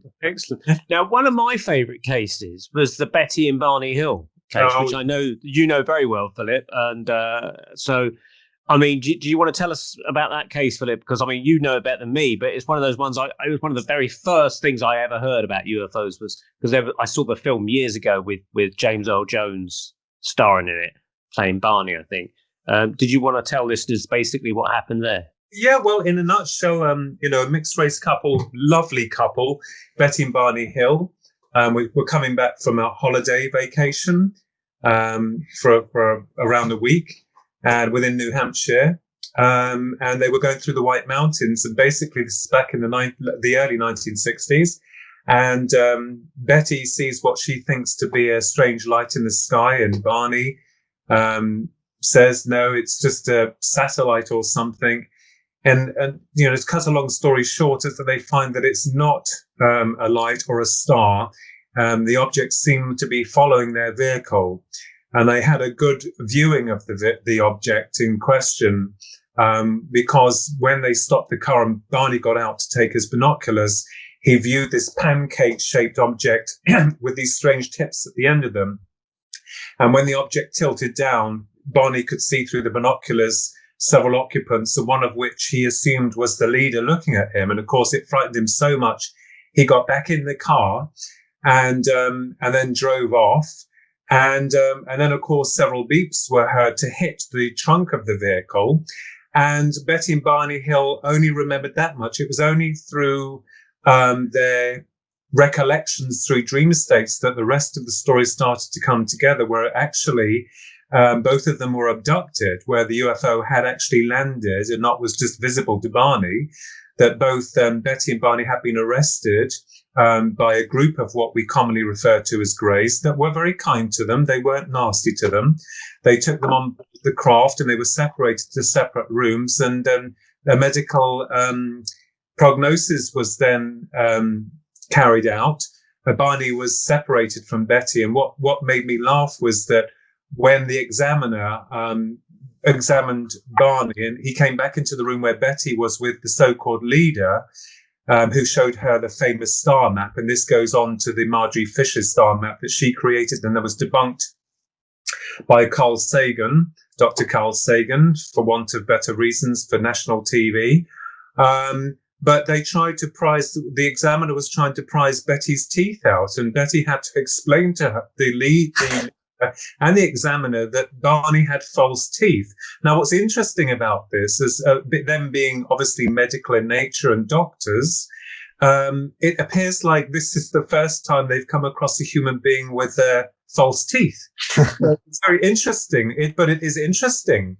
But I don't think that these beings that were said to have come from the system of Zeta Reticuli, I've argued before, had made this special trip to just abduct Betty and Barney Hill. I think my only understanding is that they've obviously been here a lot longer, but it makes you think, doesn't it? So basically, Dr. Benjamin Simon had done the regressions on Betty and Barney, although the doctor didn't really believe that they'd had an alien abduction, because in those days it would have ruined his career completely. And of course, what's interesting is that the military had also picked the object up on radar. And when Betty and Barney had approached the military, which they did, they wanted to keep the abduction secret, because they, like most people, people don't want to come forward and say, yes, I was abducted by aliens. The military were very interested in the tips of the extendable tips to the craft itself. And it may seem as though, as we all know, the military know a far lot more than what the public do in terms of UFOs, but they tend to keep this very secret. But, Betty and Barney, although Barney wanted to forget the whole experience, he suffered, bless him, from small strokes. Betty was the one who went forward to bring her story and make some corrections to what the media was stating. So to her, through her eyes, she had a very meaningful, very beautiful, although albeit at the time very frightening experience. And this is what we're talking about, like post-traumatic stress disorder. After time, sometimes it changes the individual for the better once they've got past the trauma of the experience itself. So that is a beautiful. And I remember getting The Interrupted Journey by John G. Fuller when I was very young and reading that book, and I couldn't get my head out of it. Can I bring up one medical point about that? She was given an examination where a needle was popped in through her navel, and she was told it was a form of fertility or pregnancy test. And at the time, the medical establishment said, well, this is a load of rubbish because they don't do that. And of course, now that's exactly what's done. Laparoscopy, they put something in through the navel to extract eggs from ovaries. So that's just an interesting point. Wow. So they were definitely ahead there. Yeah, always one step ahead, eh? Like yeah. Very strange. Very strange. And the interest about the fertility thing, I mean, because prior to that, I think in 1953, you'd had the Antonio Villas-Boas case, hadn't you? That was in South America, wasn't it? Yeah. He was I think he was a Brazilian farmer. Yeah. He became a lawyer, and he was, I think, 23, and he saw a classic flying saucer land in his field with extensible legs, started to run away, but was dragged inside by some small helmeted beings, and then doused in some sort of smelly gel and forced to have sex with a humanoid woman who had sort of looked at very red dyed hair, started emitting animal type noises, and then afterwards pointed to her belly and pointed up to the sky. My exes. But I mean, again, there's this fertility type thing going on here, isn't there? They seem to be interested in human reproduction, whatever it is. Yeah, I mean, that's it. Some of them are not bothered with that aspect. They just want to sort of look at you and probe you and things like that. But then others seem to definitely want to show you children inside a container of some sort on board the craft and sort of imply that you're partly responsible for making this creature with us. And that's what I think has been alluded to in some books, that there seems to be a plan on part of the Greys, at least, and it's like 100-year plan, I think, was put forward in one book. I'm trying to remember the author's name now, that they've got this plan that if they don't get it done in 100 years, then they're just going to abandon it. But it's basically to make these hybrids. And I don't know whether the whole, it sounds a bit science fiction, to take over the Earth in some way, or maybe these hybrids are put somewhere else. I don't know. Is that David Jacobs? David Jacobs might have been part of it, certainly in the research of it. I think I read it in one of the books by, who's the English author that does a lot of these UFO books? Yeah. Very well respected. Quite a few of them. Griffin? No, not him. No. He plays the he plays the violin. Yes, Timothy Good. Above Top Secret, yeah. That's right, yeah. He's retired. He's retired from UFOs now. What a traitor. I don't know how he retired from this subject, but yeah. That's a sad thing. I won't play the violin though. I know he probably will. So yeah, but I think he alluded to the fact that there was he had heard of a plan, a 100-year plan on part of the Greys, that they want to do these hybrids, and it's going to take so many generations for that to come to fruition.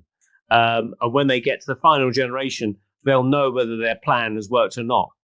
David Jacobs develops this thing further. He feels that, again, he's done a lot of hypnosis, which can be fraught with problems. But if we just see what he's saying, because I think it's an interesting point of view.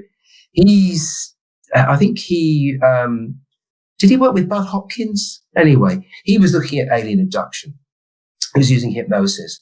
And he comes to the conclusion that there's been a program that the early stages started off with people being implanted with embryos.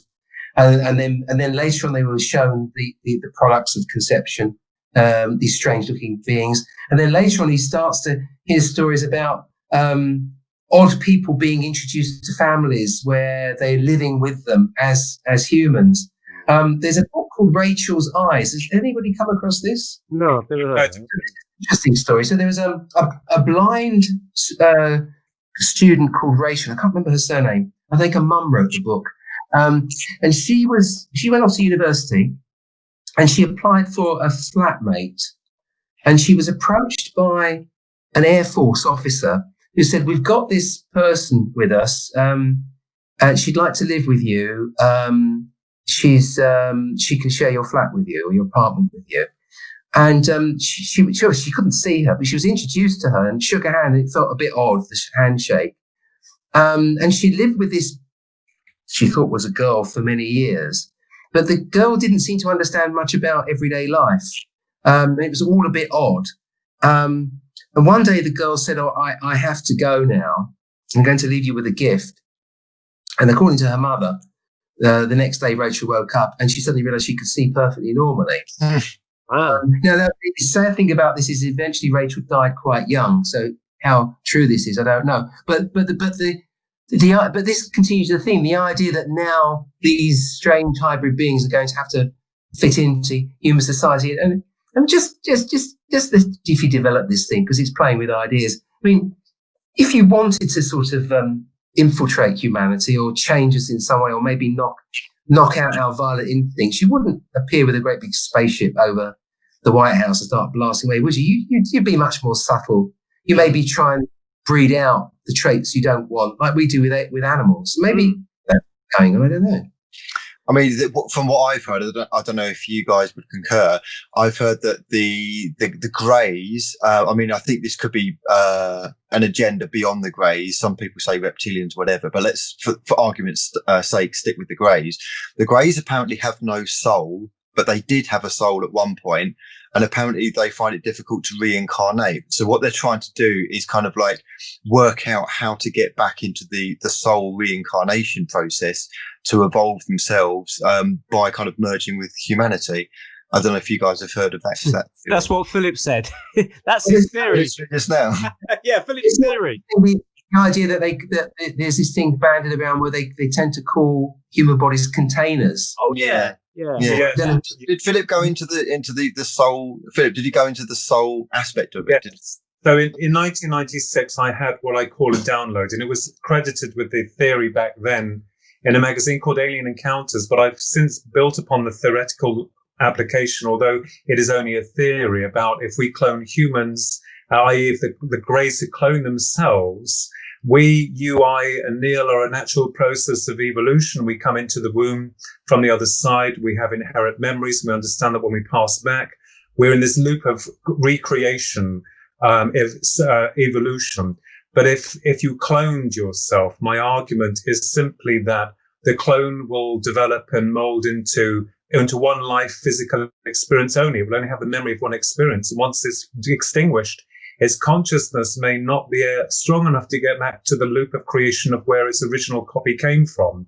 So it's conceivable that the Greys that are clones, let's just take it one step further, have amalgamated their souls as a one hive mind consciousness and penetrated our realm interdimensionally, because the abduction phenomena parallels the near-death experience, yet the near-death experience mostly is a positive experience, more real to those experienced them, the same with an abduction.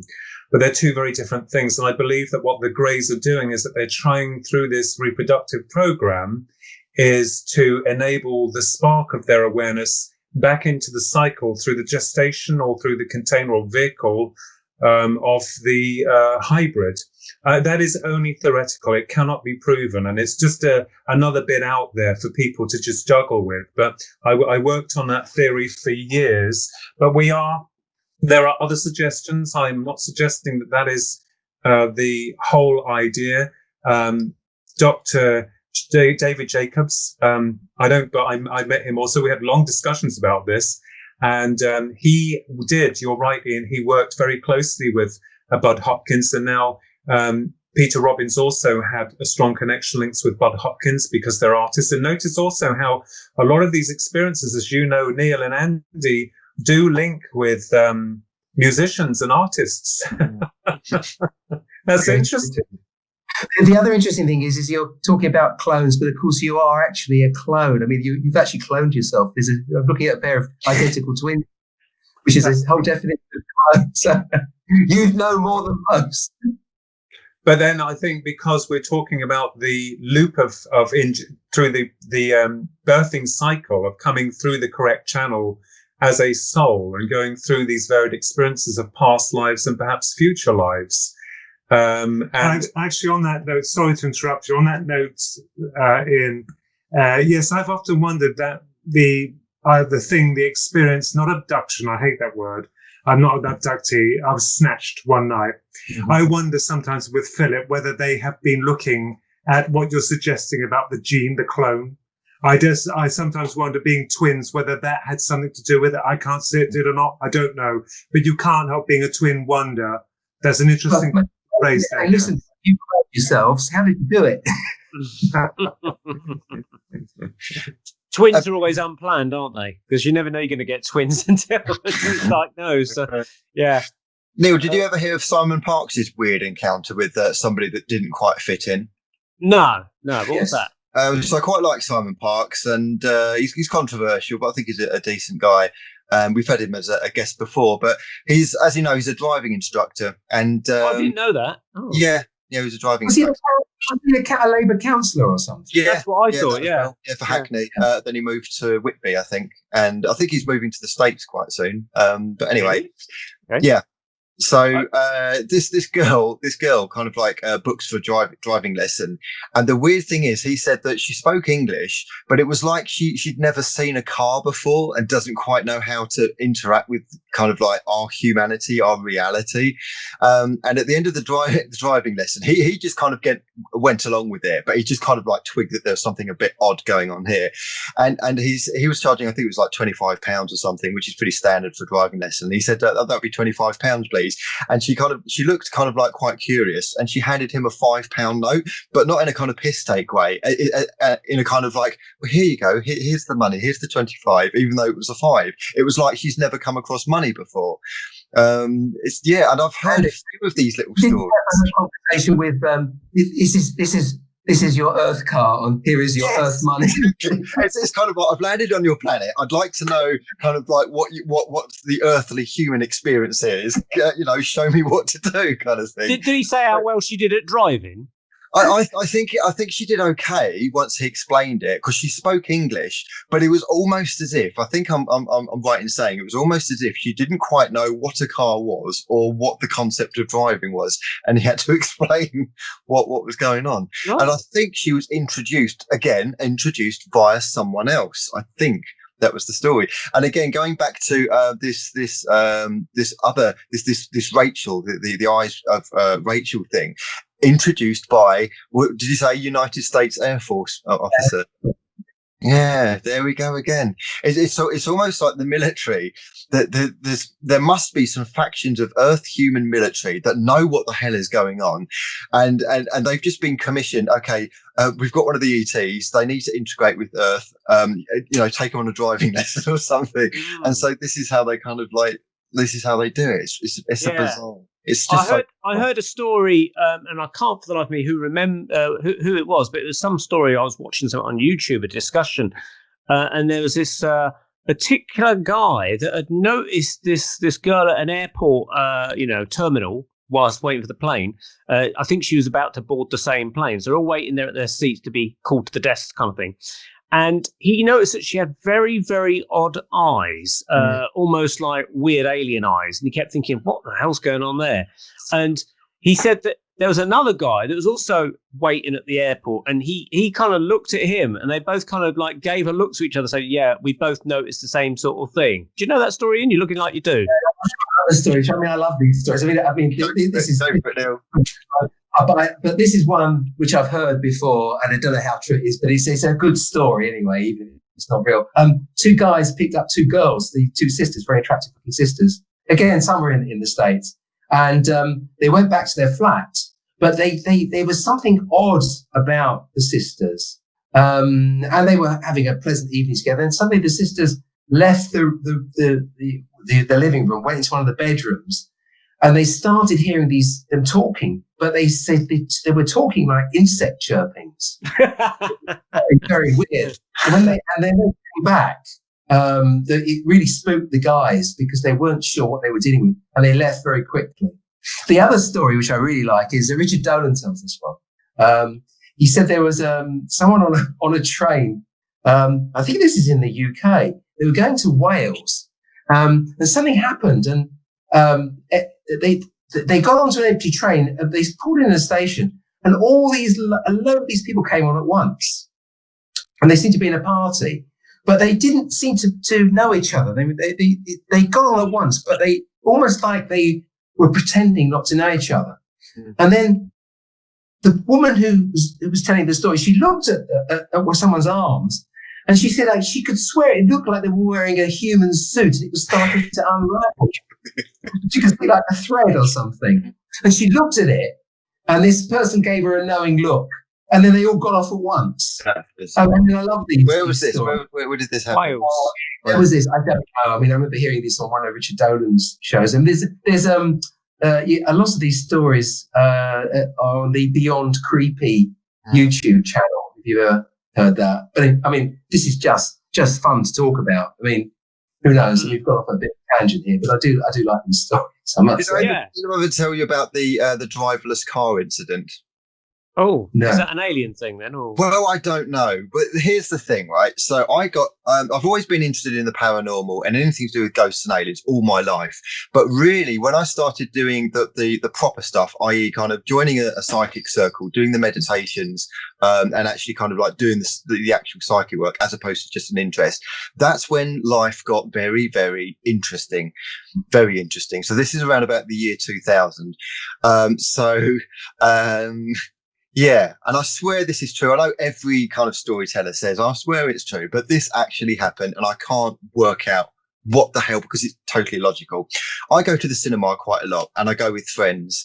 Year 2000, this is summertime. This is well lit. It's kind of like evening, but it's kind of like it's lit. We're going along to the cinema. This is in Stevenage. And I even know to this day which roundabout it was and where we were. We were going along this dual carriageway. To the left of us was this slow moving car. And we looked at it. And to me, it looked like there was no driver. And I'm not talking about a midget. I'm not talking about a short person or a little old lady like this. As in no driver. And I was just kind of like looking at it and just thinking, what?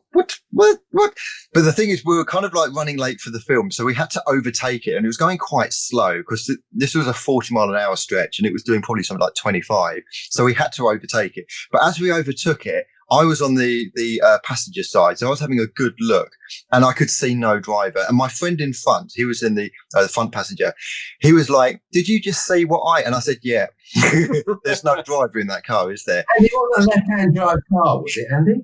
No, this was a right-hand drive car. We were overtaking it, so I would have seen Well, I saw the steering wheel, but I didn't see any hands or driver. So. Logically, okay, so is this a prank show? Is this kind of like a remote control driven car on a prank show? And it's going to be, ha, isn't it funny? Well, I've not seen it on TV. Is it like a very short person? Is it a midget? Is it like a little old lady? No, there's no hands on the steering wheel. And I'm prepared to take a lie detector test on this. But I just, to this day, I can't work it out. And when I go to the spirit world, I'm going to have words with whatever kind of like guide. Yeah. And I'm going to say, life review. Can we go to that? Yeah. Can we go to the Stevenage, like dual carriageway and tell me what the bloody hell is going on with that? Yeah. Now that reminds me of an interesting story that I think I told you and Philip and Ronnie a few months back when I used to listen to LBC radio as a teenager. On a Friday night, you used to put the headphones on, go off to sleep, listen to these. And they used to have this thing called Nightline with Dan Damon, and people used to ring in with their scary stories. And there was a particular guy said that he rang in. He said he was driving along this long stretch of road with fields either side, and the moon was out. It must have been really late at night. And he said there was a car ahead of him, and he'd been following it for quite a while. And there was a car behind him that had been with him for quite a while. He said suddenly, after maybe half an hour following this car, this car just suddenly veered off the road and went trundle and went off into a field.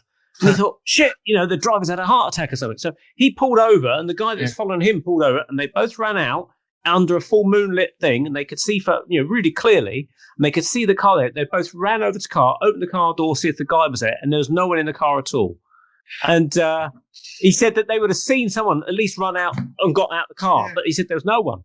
And he said the guy that was with him, the other passenger, he just panicked and ran off and jumped in his car and drove off somewhere. There's the other possibility is, of course, you're dealing with some sort of invisibility. There's a lovely book called Chameleon. Has anyone written? I've just been looking it up. I remember it by Robert Guthrie. I tried finding it, but I couldn't find it anywhere. There was a gap in the library. He tells a very good story about a friend of his who it is this guy's an English professor, and he writes extremely well. But in the book, his friend, who was a ne'er-do-well drug addict who'd been friends with us from school, had some people staying in his place that they were smoking dope and exchanging drugs. And one of the guys had come from a nearby army base, I think US Army base, and had a laptop. And when he realised he had a laptop, he realised that this was not a good idea. I think he was trying to sell it on. And within about 10 minutes, there was a knock on his door. And basically, they were hassled by the intelligence services because they wondered if he was sort of selling secrets. But part of the hassling involved invisibility. So he claimed that he'd been shaving in his bathroom window and he'd see out in the mirror spark was going on, and he could swear he saw what looked like a little midget with sparkles around it, and it would disappear. And he claimed that he was being hounded by invisible midgets. A very strange story, but it does make you wonder if actually there has been a lot more work going on with invisibility devices. There's been some research, and they talk about metamaterials and able to make things invisible to microwaves, and there was a demonstration of some static display where they were invisible to light. So it does make you wonder if people have been experimenting with this, but I don't know. But I just put that out there. Yeah, we're drawing the end to the show now, gentlemen. So it's been a very interesting, fascinating time. I must admit, it's been absolutely fascinating. So anyway, final thoughts, please, before we go. A famous line from The Invaders, and I have to say it. They are here among us. Thank you for it. Ronnie, any final thoughts? I haven't got any at all now. It's been very interesting. Very interesting just to bash questions out. Absolutely. Thank you for taking Do you want to plug your books and websites, Kinsellas? Yeah, well, I've got one out called Guardians of the Dead, which deals with spirit communication or the theoretical process. Which I'm reading at the moment. Yes. And enjoying it. I've got your book, Ian, and it's absolutely amazing. Oh, thank sir. And I have a new one coming out in January. I think Philip Mantle's bringing out You, the Public Deceived, The Grand UFO Deception, out on the 1st of January 2021. And that, Ian, you'll all know. Now listen, Ian, you'll love that book. There's some cases in there you'll absolutely love. Oh, Ian, have you got any books and websites you want to plug? Yeah, it's www.drianrubenstein.com, but I've only got one book. I'm not prolific like the others here, but it's called Consulting Spirit. It's a story about how I fell into mediumship and the weird and crazy stories. Basically, it's my origin story, my psychic origin story. And the words, my last words I'd like to leave you with is from Dark Skies TV series, which I think was they're here. They're amongst us, and powerful people don't want you to know. Yeah, that's absolutely true. I think absolutely true. Well, on that note, I'm going to quickly plug my thing, Neil, just before, go for it. Before we go. So if people want to join Tuned In events, so we've got a few events happening at the moment, not many, but we're kind of playing it by ear with the lockdown situation in the UK. In the southeast of England, Hertfordshire, Essex and London area, Tuned with a D in events group. And also Neil and myself have set up a new Paranormal Peep Show YouTube channel. So please go onto YouTube, type in Paranormal Peep Show, and you will see all the videos that we've been doing over the past few years. Excellent. Okay. Yeah, I'm still adding to them as well. Yeah. Okay. Yeah. Thank you very much, one and all, for joining us. Philip Kinsella, Ronnie Kinsella, and Dr. Ian Rubenstein. Stay tuned on the Paranormal Peep Show, and we'll see you next time. Goodbye.